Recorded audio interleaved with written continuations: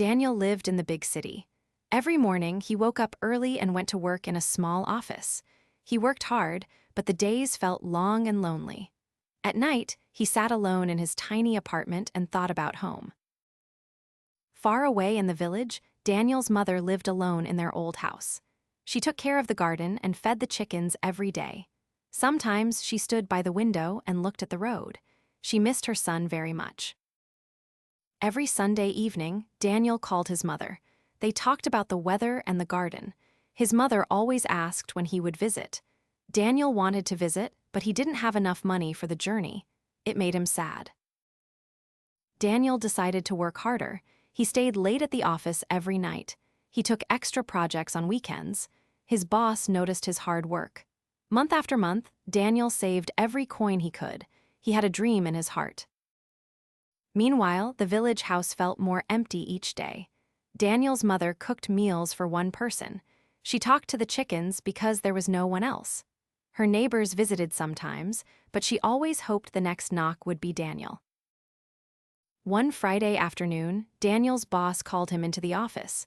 His heart beat fast. Was something wrong? But his boss smiled and shook his hand. Daniel had earned a big bonus for all his excellent work. He could hardly believe it. That night, Daniel counted his money. He had enough now. Enough for the journey, enough for many visits, enough to help his mother. He picked up his phone with shaking hands. This time, he had wonderful news to share. His mother answered after one ring. The next morning, Daniel took the long bus ride to the village. The roads were bumpy, but he didn't mind. He watched the city disappear behind him. Green fields and small houses appeared. His heart felt lighter with every kilometer. He was finally going home. Daniel's mother was feeding the chickens when she heard footsteps. She turned around and saw him. For a moment, she couldn't move. Then she dropped the basket and ran. Daniel ran too. They met in the middle of the garden and hugged each other tightly. That evening, they sat together and ate dinner. Daniel told his mother everything about his work and his plans. He promised to visit more often now. He also had another idea. Maybe, with his new job, she could come live with him in the city, or maybe he could find work closer to home. Daniel stayed in the village for a whole week.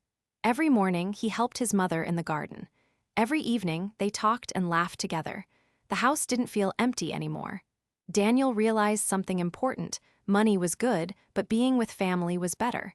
He would never let so much time pass again.